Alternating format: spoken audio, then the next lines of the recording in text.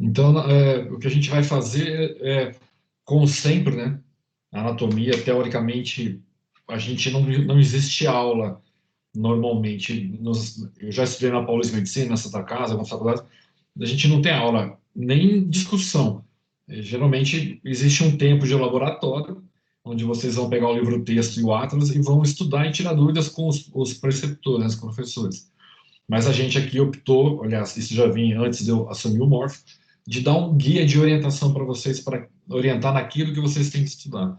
Então, mesmo estando longe da faculdade, não tendo a peça em mão, tem que pegar o livro-texto, dar uma olhada no Sobota e algumas coisas tem que fixar só com isso, né? E tem, a gente recorre a uns videozinhos, algumas coisas a mais, mas a gente tem que seguir dessa forma. Então, essa aula, ela era toda dada junto com aquela parte de diafragma pélvico, eu dei essa desmembrada, então hoje a gente vai, eu só vou citar algumas coisas da aula passada, e a gente vai discutir alguns elementos, principalmente o que faltou, que é irrigação, inervação, drenagem venosa, que são coisas importantes para a vida de quem vai fazer a parte clínica ou cirúrgica ainda, né? Então, só para a gente dar uma repassada, teoricamente, aquela parte toda óssea e muscular ligamentar, a gente já viu. Faltam esses 4 itens aqui, que são itens, eu ainda, além de tudo, dei uma enxugada neles para ver, vocês não precisarem estudar tudo, porque muita coisa vocês não vão utilizar agora aqui na GO. Lembrando que a cavidade pélvica ela não tem só órgãos genitais, né? O reto passa ali, tem sigmoide, tem a bexiga, então tem outros nervos, outros vasos que vão fazer parte da anatomia toda da pelve, mas o nosso foco é sistema reprodutor feminino. Por isso que eu estou dando essas cortadas, essas enxugadas aí. Só para relembrar um pouquinho, né? Lembrar que o útero, ele dos órgãos internos, né? A gente tem o útero, tem as trompas, tem os ovários. O útero, ele tem os elementos de sustentação laterais, cardinais e paramétros, anteriores, ligamento redondo. Aqui ele está clicando no largo, redondo está aqui. Posterior, ligamentos uterossacros, que estão nesse roxinho aqui, que não está dando muito para ver. E o ligamento largo por cima, que recobre toda a pele, o ovário, o útero, e se forma num ligamento só. Esses são os elementos de sustentação do útero. Lembrar que a gente tem as trompas, uma de cada lado, ela tem 4 porções, tá? Junto a ela a gente tem o ovário, tá? O ovário ele é fixo pelo ligamento útero-ovárico aqui e pelo ligamento suspensor do ovário que o mantém para cima, tá? E outra estrutura importante que a gente tem aqui é o ligamento inguinal, tá? Aí vocês vão ver, até tudo que é discussão sempre tem. Esses dias eu assisti uma aula de desenho, que eu gosto de desenho, então, lá, uma aula de desenho baseada em anatomia, e o cara usa como referência para desenhar espinha ilíaca anterosuperior. Então, até o pessoal leigo, alguns elementos eles têm que saber básicos dessa anatomia nossa aí. Tá? Não vou discutir de novo o períneo nem diafragma pélvico, porque já está bem discutido, mas tem a aula também que está gravada lá, mas isso é só para dar uma revisada. Tá? Então, essas relações anatômicas são importantes. Tá? Nós temos... vou tirar daqui o ligamento largo, só o ligamento largo. Tá? Temos o ureter passando aqui, tá? Dentro da cavidade pélvica, íntima relação com o útero, com os vasos principais que passam aqui. Então, vamos dar uma olhada agora dos órgãos genitais internos e alguns externos, como é que funciona a irrigação sanguínea, drenagem linfática e a inervação deles aqui. Relações anatômicas é uma coisa que vocês também têm que dar uma olhada no livro-texto, não é no Sobota, é no livro-texto.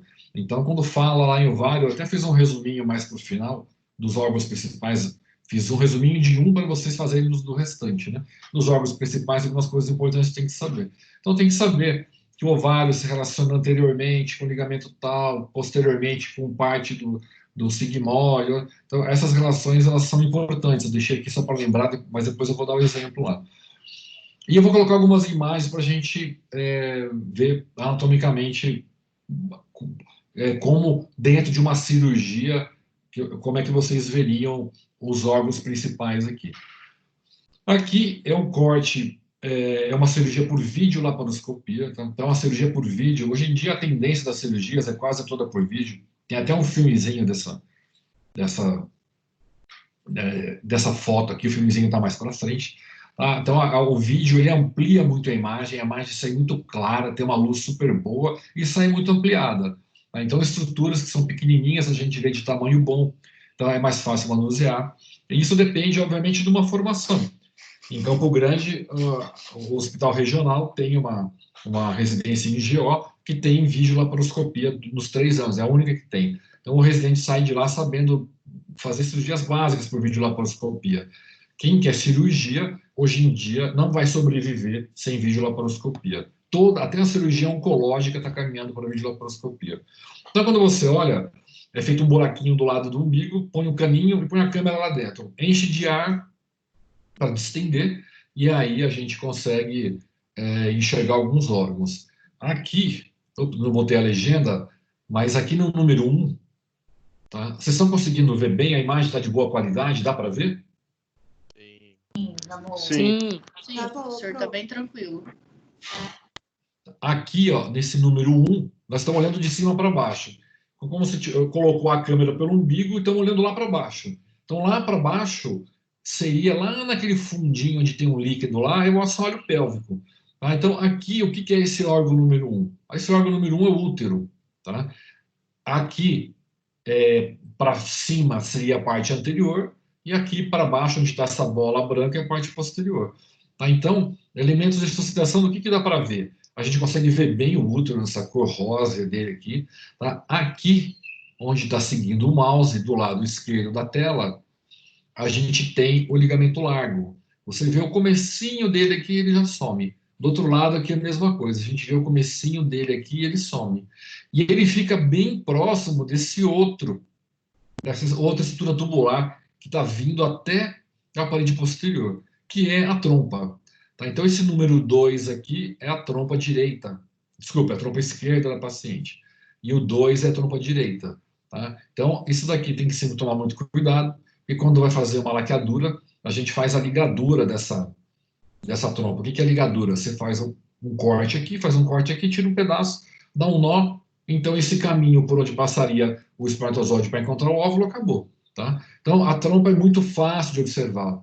Ela está um pouquinho entortinha aqui. Tá? Aqui são as fímbrias, essa parte mais avermelhada são as fímbrias, e uma cor bonita. Tá numa cor rosa, numa cor clarinha. Tá? É uma trompa que ela está de bom aspecto. Quando a paciente tem, por exemplo, doença inflamatória pélvica, uma DIP, que geralmente é por clamídia ou por Neisseria, ela vai colonizar essa trompa, essa região, geralmente, ela fica aumentada de tamanho. E ela pode, além de ficar aumentada de tamanho, ela pode ficar dolorosa. Então, a gente, inclusive, quando faz a pergunta para a paciente se a paciente tem dor durante a relação, a gente tem que sempre fazer aquelas perguntas que a gente discutiu um pouco na anamnese. A dor é a hora que está penetrando ou a dor é a hora que encosta lá no fundo? Porque se a dor é a hora que encosta lá no fundo, o fundo vai estar aqui embaixo no colo. A hora que você movimenta esse colo, se essa trompa estiver inflamada ou dilatada, a paciente vai ter dor. Tá? Então, a doença inflamatória pélvica, ela comete as trompas, que são esse item 2. Numa vídeo, eu tenho até um vídeo, não está aqui, de um abscesso. Eu vou até colocar na próxima aula, o abscesso tubo-ovariano. Vocês vão ver a diferença de uma trompa com DIP. Uma DIP grave, daquelas que internou e deu abscesso tubo-ovariano. Outra estrutura que dá para ver bem nitidamente aqui é esse número 4.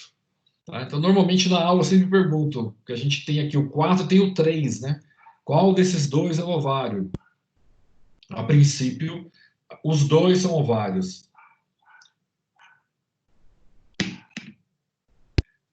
A diferença é que o ovário número 3, é o que está mais para baixo, está normal. Esse ovário número 4, ele tem um tumor benigno. Tá? Toda essa bola branca é um tumor, é um teratoma maduro. Na vídeo eu vou mostrar para vocês ali na próxima aula. Tá? O ovário ele tem uma pequena lâmina, mas esse daqui é um tumor grande. Então essa imagem eu coloquei para poder ter uma noção anatômica do que vocês vão ver. esse útero não está gravídico, é um útero pequenininho, de uma cirurgia ginecológica, né? Mas as estruturas, elas são clássicas da cavidade pélvica. Anatomicamente, é isso que a gente vai ver. Tá? Aqui, mesma coisa, está um pouco mais deslocado para a esquerda. Tá? Então, a gente consegue ver aqui, essas coisas tem que saber identificar na peça, na imagem, porque elas são muito elementares. Tá? O útero, sempre partindo do útero, né? Ligamento largo aqui, o ligamento redondo, desculpa, que vai se inserir lá no ilho cavernoso, lá na frente da síntese pública, tá? A trompa para cá, tá? Isso aqui, essa lâmina toda recobrindo aqui o meio é o ligamento largo, tá? E aqui a gente tem anexo um pouquinho do ovário que está para baixo. O ovário, vocês viram a característica dele? Então essa é uma característica anatômica importante de descrição. O ovário, ele parece uma amêndoa branca, e ele destoa a cor. É fácil você conseguir observar o ovário, porque ele tem essa cor, parece uma nozes branca. Tá? Então, isso aqui é mais da estrutura macroscópica. Aqui, mesma coisa, está um pouquinho rebatido, né? A gente tem o útero aqui, tá? Mesma coisa, a trompa, uma porçãozinha do ligamento redondo que está indo para lá, a cor do ovário. Aqui está um pouco mais amarelado, pode ser até que já esteja numa segunda fase de progesterona. Tá? E para baixo aqui, né? Aqui a parte posterior, tem o sigmoide e o reto, que vão lá para a cavidade, para o ânus, né? Tem um pouquinho de sangue, inclusive, na cavidade aqui, que é comum, que não é comum, mas pode aparecer em algumas fases. E uma trompa já um pouquinho mais avermelhada aqui. Tem até um pouquinho de coágulo, que não sei se é da cirurgia. Tá? Mas aqui mesma situação. Posição anterior, posterior da paciente, lado direito, anexo. Essas estruturas, elas são sempre facilmente identificáveis macroscopicamente. Tá? Essa está bem mais bonitinha e fácil de ver, né? Temos o útero aqui, ó, a trompa vindo para cá, com a tuba uterina, ligamento redondo aqui, certinho, ligamento largo cobrindo por cima, e aqui reto. Esse amarelo é gordura, mas é uma gordura que está fixa no reto, que fica entre o ovário. Aqui daria até para ver a situação posterior, né? Do útero sacro, mas é viagem para vocês. Conseguir identificar essas estruturas principais aqui já é muito importante. Tá? A mesma coisa da outra. Aqui a diferença é que dá para ver o útero sacro, que é aquele arco que vai se fixar no sacro e o reto passa no meio, que é ligamento de sustentação posterior do útero. Tá? Trompas de novo aqui, o ovário, tubo uterino, tudo em aspecto fisiológico, está tudo bonitinho aí. Essas imagens são de cirurgias de videolaparoscopia, que normalmente feitas para pesquisa de endometriose. Tá. Última imagem aqui, só para a gente fechar. Quando vocês forem ver exame, às vezes aparece isso daqui na pesquisa de casal estéreo, casal que tem dificuldade para engravidar. Esse é um dos exames em que eu coloquei essa imagem, porque eu não sei se... às vezes eles citam para vocês e nunca mostram imagem no módulo. É um exame que não é muito agradável de fazer. Tá? Você coloca a paciente para fazer raio-x e vai injetando contraste de tempo em tempo. Então, você deu 1 minuto, contraste, 2 contraste, você vai injetando e o contraste vai penetrando. Então, você faz uma série de radiografias e depois digitaliza e faz uma imagem só. Então, dá para ver certinho o corpo do útero aqui, um fiozinho que é a trompa, tá? E o líquido da trompa saindo para a cavidade. Tá? Isso significa o quê? Que essas trompas estão pérvias. Se o líquido está passando ali, está chegando até a ampola e passando para a cavidade, é porque essa trompa ela não deve estar obstruída. Então, a princípio, ela não deve ser um problema para a paciente engravidar. Tá? Lembrar que a trompa obstruída não causa amenorreia. Ela pode causar dor, pode causar hidrossalpíngio, mas o grande problema dela é a dificuldade em engravidar. E geralmente ela obstrui ou ela deforma, é muito comum acontecer depois de uma DIP. Tá? Então, doença inflamatória pélvica, além de todo o quadro clínico agudo, pode levar, dentre as sequelas, a uma deformidade nessa trompa e a pessoa não conseguir engravidar por meios naturais. Aqui é uma ressonância, mas a imagem de ressonância não... Então, vamos lá. Irrigação sanguínea. Gente, aquelas peças, eu não tenho a foto aqui agora, mas a gente tem uma peça parecida com essa daqui. Então, artérias e veias, tem muita coisa na pelve. Para a gente, o que, que vai interessar? Vai interessar o que irriga e drena o sistema reprodutor feminino, tá? Então, a gente tem a aorta se bifurca em duas artérias ilíacas comuns. A ilíaca comum, ela se divide, desculpa, em uma artéria ilíaca, nas duas comuns. De cada lado, ela vai se bifurcar na interna e na externa. A externa passa pelo canal inguinal e vai dar origem à femoral. A interna dá origem a um monte de ramos. Então, tem ramo que passa pelo forame obturatório, tem ramo que vai lá para trás, vai para o glúteo, maior, menor. Então, para a gente, o que, que vai interessar? Vai interessar dois ramos da artéria ilíaca interna. Um deles é a artéria uterina, tá? Isso daqui, gente, tem muitas variações. Tá? Às vezes, a uterina pode sair direto da ilíaca interna, às vezes ela pode sair de algum ramo anterior ou posterior. Vocês vão ver que no texto ele fala de variações. Hoje em dia, uma das coisas que se faz muito na medicina é radiologia intervencionista. Então, a mulher tem um mioma ou tem um problema, em vez de tirar o útero, você vai lá e emboliza só aquela artéria do mioma. Então, o pessoal entra com uma câmerazinha, vai com essa câmera até lá, vai injetando contraste. Então, hoje em dia tem se visto uma grande quantidade de variações, porque os métodos melhoraram e tem como se visualizar tudo isso daí. Mas, para a gente voltando, dois ramos são extremamente importantes. Um é a artéria uterina e a outra é a pudenda interna. Então, esses dois nomes tem que saber. Da onde que vem a artéria uterina? A artéria uterina é ramo da ilíaca interna, que é ramo da ilíaca comum, que é ramo da aorta, tá? A uterina, a mesma coisa. Então, pudenda interna e artéria uterina, essas duas vocês têm que saber, tá? E o ovário, quem que irriga o ovário? Tá? Olha aqui nesse esqueminha de baixo. A gente tem a artéria uterina, lembrando de novo, o que a gente já discutiu dos ligamentos. A artéria uterina, ela vem pela ilíaca interna, ela passa por dentro do paramétrio, lateralmente, e ela sobe pela borda do útero, lançando os ramos no útero. Tá? Então, toda a irrigação, toda a nutrição e a oxigenação do útero depende da artéria uterina. Na gravidez, mais ainda. Então, inclusive, a gente tem como medir o quanto essa artéria uterina está funcionando bem ou não, até para prever que essa paciente corre o risco de ter, por exemplo, uma doença hipertensiva na gravidez. A gente tem exames, hoje a gente faz o Doppler da artéria uterina, e através do Doppler da artéria uterina, para não confundir com o umbilical da aula de sofrimento fetal, o Doppler da uterina a gente tem como predizer se essa mulher vai ter uma tendência a ter pré-eclâmpsia ou não. Inclusive, a gente já pode medicar, já com 12 semanas, que ajuda muito a diminuir o risco aí.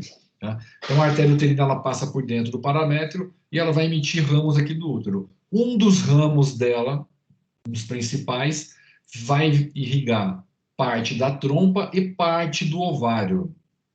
Tá? Então, o ovário ele tem uma irrigação muito particular.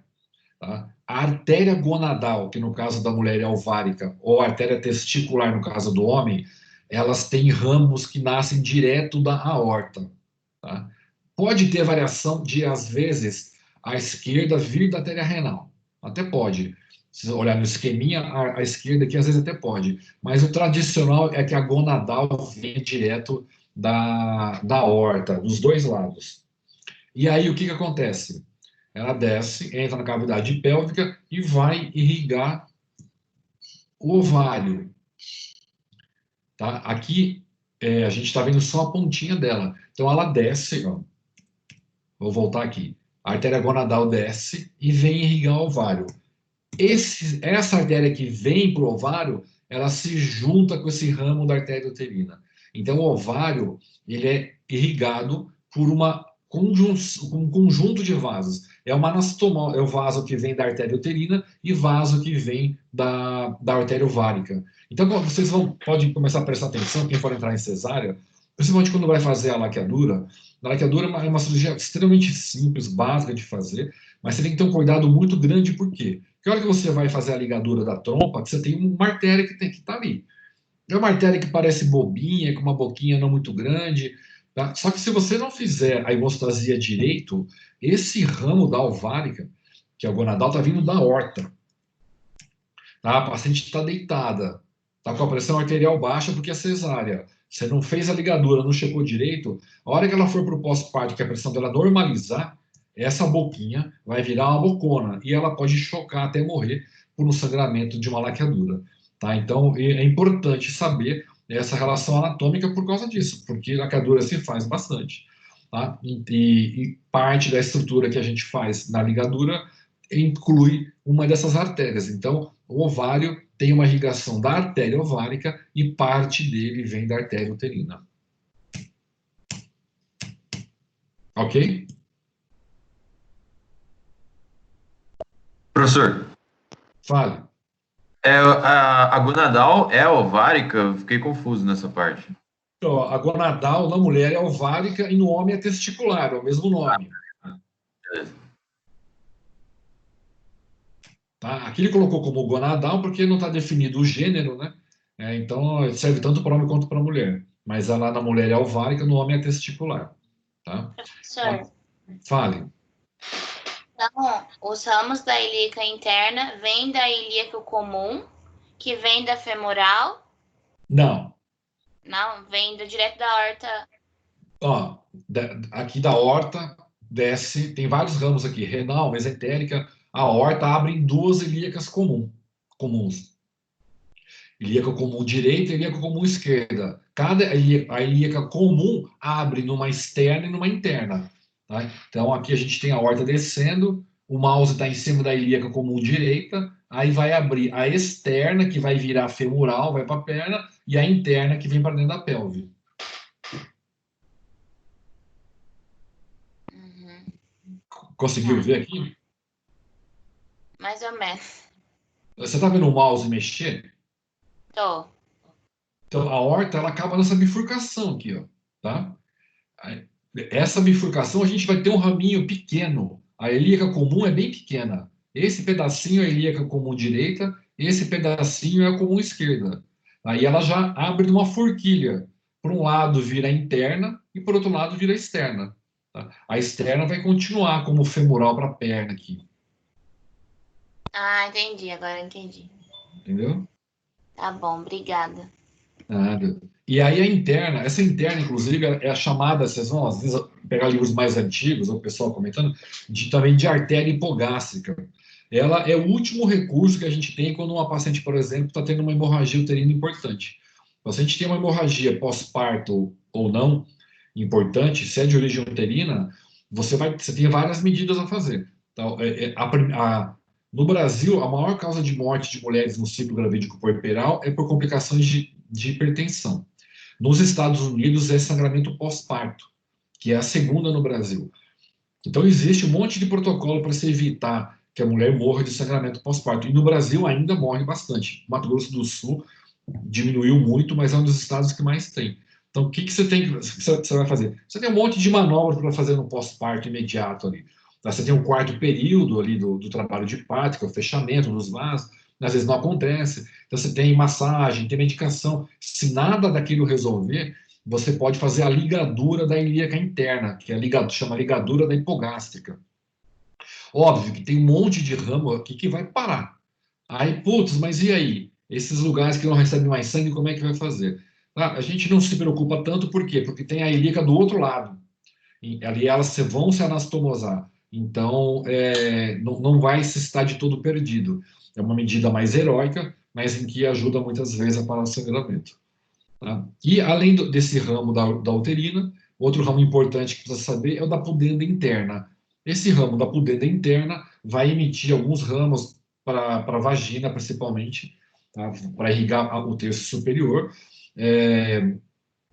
Boa parte da região do períneo, que a gente já estudou daquela musculatura toda, vai receber vasos da artéria pudenda interna. Então, ela é importante saber. As veias, elas são homólogas, né? Então, normalmente, do lado da ilíaca comum, da artéria ilíaca comum, está a veia ilíaca comum. Da artéria ilíaca interna, está a veia ilíaca interna. Isso, gente, é importante vocês saberem diferenciar. Tá? O que acontece muito nas provas práticas de anatomia? Tá a peça lá. Normalmente, esses vasos, vocês estudando nas peças, são fáceis de identificar. Aí tem uma flechinha em cima da artéria ilíaca interna. Aí, na hora da prática, tá lá, descreva os itens, cite os itens das 3 setinhas lá. Aí vocês vão lá e colocam ilíaca interna. Se não tiver descrito se é veia, artéria ou nervo, o item está todo errado. Tá? Então vocês têm que se acostumar a fazer a diferenciação quando for falar. A artéria é artéria, veia é veia, nervo é nervo. Tá? Tem que descrever o que vocês estão vendo. Toda vez que tiver uma arguição de anatomia, não pode dizer, isso daí é a gonadal. Tá? Gonadal o quê? Artéria, veia, nervo, tem que fazer essa diferenciação, beleza? Não pode esquecer de citar qual é o elemento principal. Aqui, mais uma vez, mostrando a artéria uterina, chegando no útero, ela vai ficar toda espiralada aqui para dar os ramos para dentro do útero, e aí ela vai se juntar aqui com a artéria e veia ovariana, que vem lá da aorta. Então, é uma anastomose bem grande. Esses vasos formam uma rede importante. Então, ter cuidado com a hemostasia aqui é sempre muito importante. Tá? Parte da pudenda interna vai dar parte da irrigação da vagina. São essas que vêm para cá. Tá? Mas a irrigação é tranquila. Essas duas são as principais aí. Tá? Lembrando, tem um monte de outros raminhos aí. Mas artéria uterina, artéria ovariana e artéria pudenda interna, essas têm que saber a origem e principais órgãos que são irrigados aí. Tá? Identificar na peça também é bem tranquilo. Aqui tem um videozinho que eu cortei, editei. Deixa eu ver se eu vou passar para vocês vão ver depois aqui. Aqui, ó. Aqui vai dar para a gente ter uma ideia boa da diferenciação das ilíacas e da artéria uterina. Eu vou deixar correr o vídeo e vou discutindo algumas coisinhas com vocês. Né? A aorta, ela vai se bifurcar, vai dar origem às duas ilíacas comuns, que está em preto, tá com a margem de preto. A veia cava, a mesma coisa. A da veia, ela tem a bifurcação que vem das duas veias ilíacas comuns. Aí ele juntou as duas.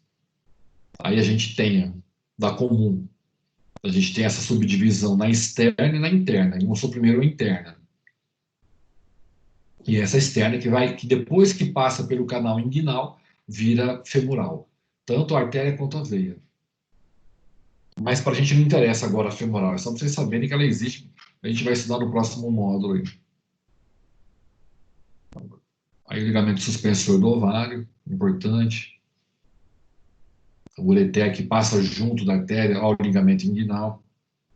A artéria e a veia passando aqui pelo canal inguinal. A arcada é o canal inguinal. Aqui a artéria uterina. Ela vem da ilíaca interna, da artéria ilíaca interna e forma a uterina. Ele tirou o útero daqui, ele vai colocar, para vocês terem uma ideia tridimensional de como ela é. Ela é bem arqueada, né? Dos dois lados. É aquela artériazinha que vem e passa por dentro do paramétrio. A vaginal, para a gente agora não interessa, não tem tanto problema. Mas ela também é ramo da ilíaca interna. A pudenda interna vem ramo até aqui no períneo. Tá? Não está mostrando aqui tudo, mas a gente tem ramo dela que vai até no períneo. Por isso que ela também é muito importante. Os ramos dela não importam muito. De novo, a artéria uterina. Ela cruza a ureter a 2 centímetros do útero. Elas são muito próximas.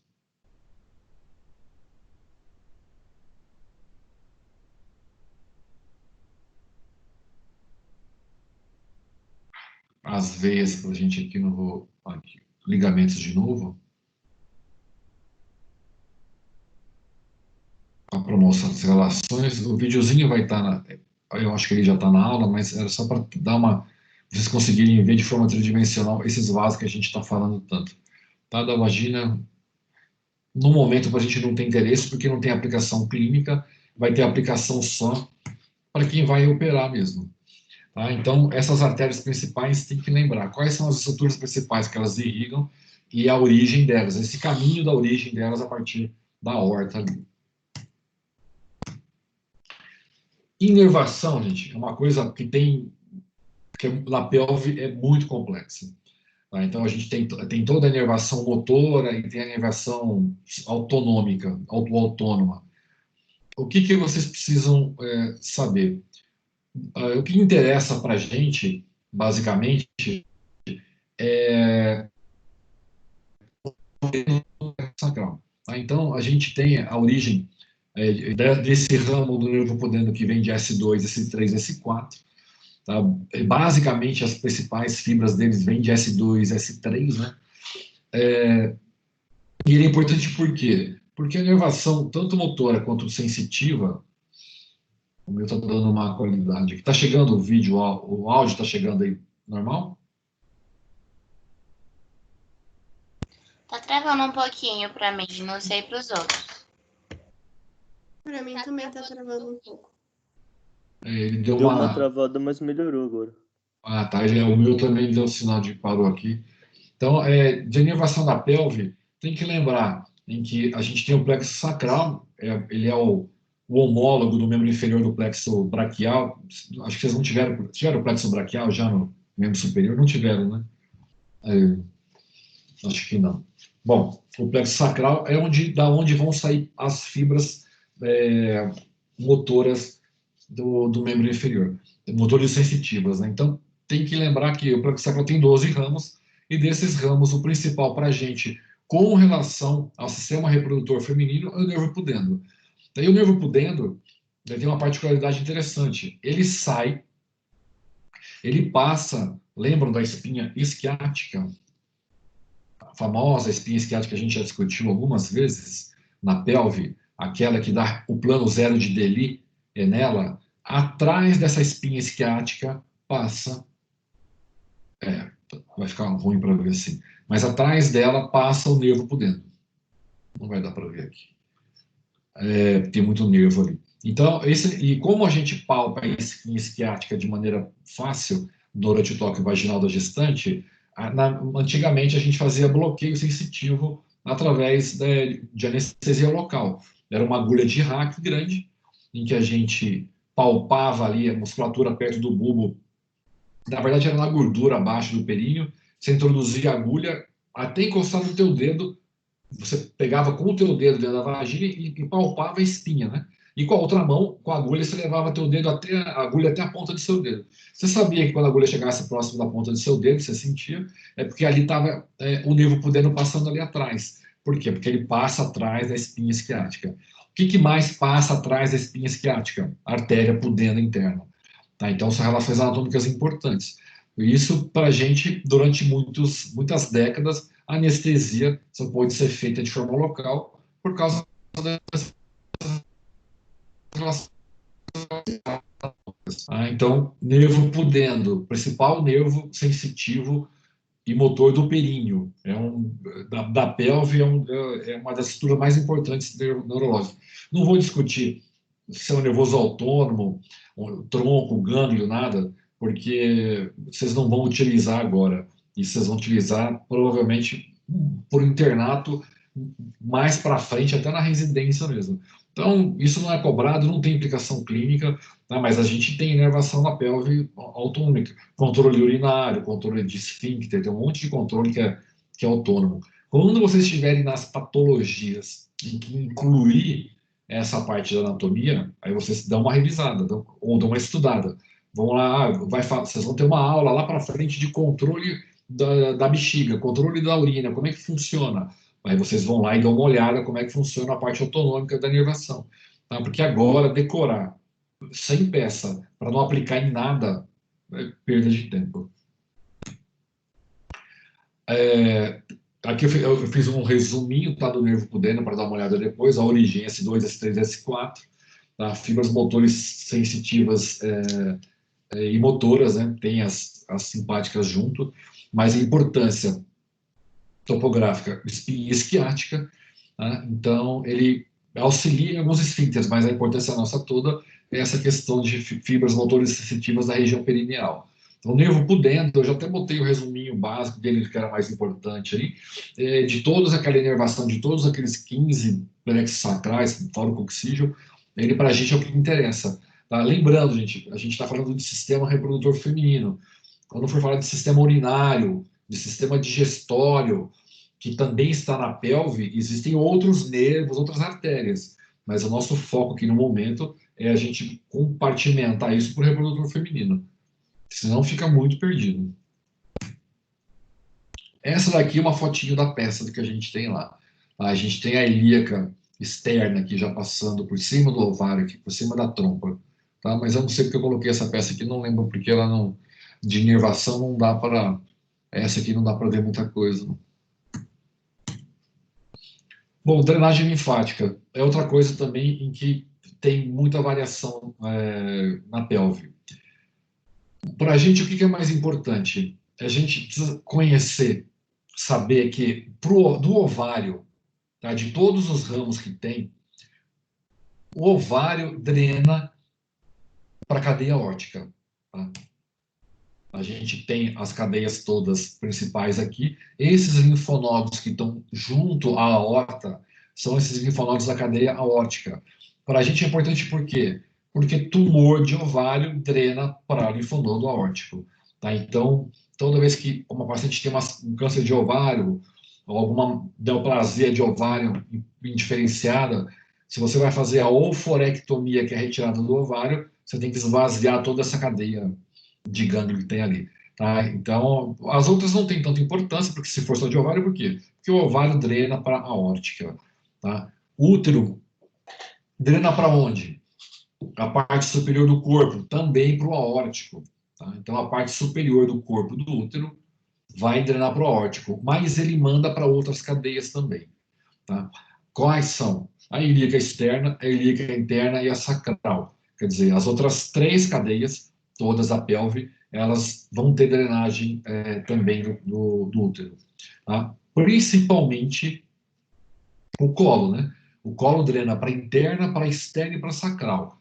Tá? Isso significa o quê? Que um câncer de colo uterino, tá? Lembra aquelas displasias todas, NIC3, que evolui para um carcinoma in situ, se esse câncer passar, invadir e começar a comprometer as estruturas ao lado, o colo do útero ele é muito próximo do paramétrio. O paramétrio, os cardinais se fixam ali. Então a gente vai ter invasão de paramétrio e a gente vai ter invasão do sistema linfático ali. E aí, esse desenho ele até mostra, né? O ovário principalmente drena para o organismo inteiro. Câncer de ovário, gente, só uma particularidade, às vezes, não tem exame de prevenção. A gente já discutiu isso, acho que no módulo passado, não tem prevenção. E às vezes, ele é muito rápido, e ele é muito destruidor. É um câncer, dependendo do tipo histológico, os mais comuns, mas as neoplasias malignas de ovário, elas têm prognóstico muito ruim. Principalmente por quê? Porque quando elas dão sintoma da metástase. Então, às vezes, a paciente vem com uma dor de cabeça, ou vem com uma dificuldade de respirar. Chega agora em Covid, tá todo mundo com pneumonia, a pessoa chega lá com uma falta de ar, com hemoptise e tudo, você vai fazer um raio-x, tem uma massa lá, uma imagem, em que não tem nada a ver com a virose. E, às vezes, ela, na hora da biópsia, tirou um pedacinho, a origem da célula de ovário. Então, muitas vezes, o câncer de ovário se manifesta pelas metástases. Tá? Por quê? Porque a drenagem linfática toda dessa que sai pela aorta, ela espalha. Então, é comum a gente ter metástase antes. Agora, o útero é difícil. O útero, para dar metástase, geralmente a pelve já está bem destruída, já está bem sintomática. Tá? Mas lembrar que a gente tem essas cadeias principais, tá? Sacrais, ilíacas internas, ilíacas externas e comuns. Só lembrar do nome das artérias e das veias, acompanha, né? O diferente ao sacral. Tá? E lembrar que o colo do útero drena para interno, externo e sacral, a parte superior do corpo para o aórtico, assim como o ovário drena para toda a cadeia aórtica ali.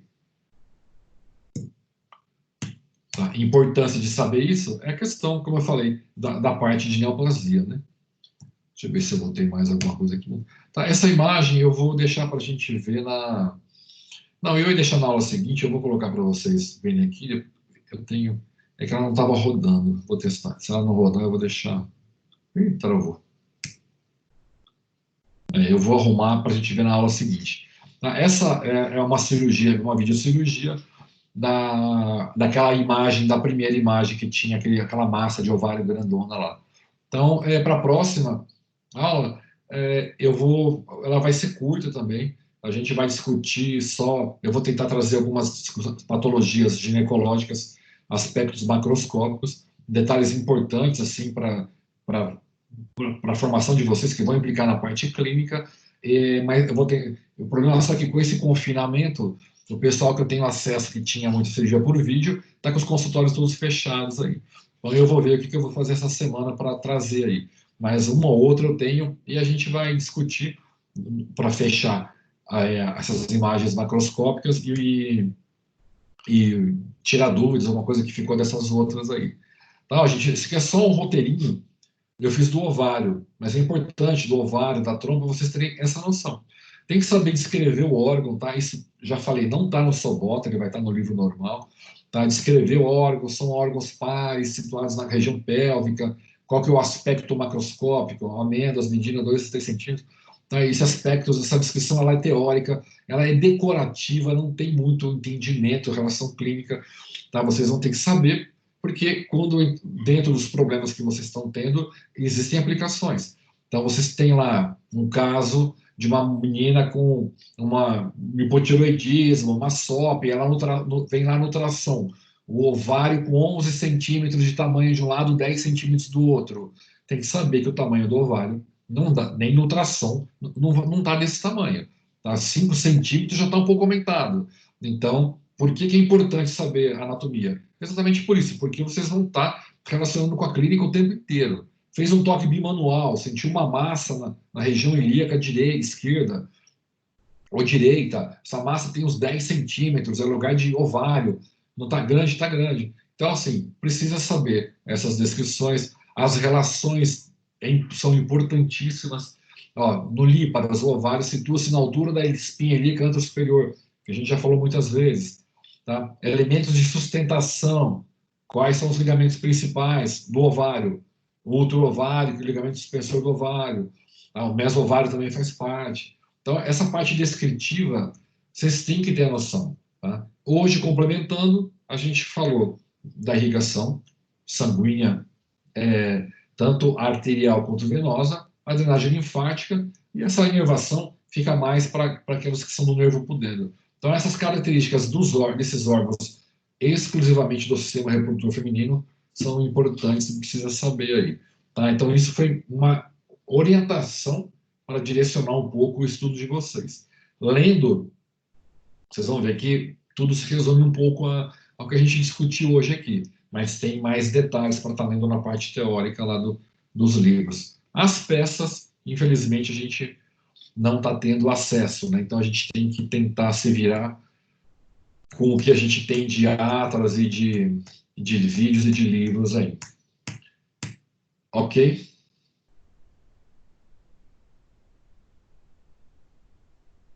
Ok, professor. Obrigado. Obrigado, professor. Tá? Hoje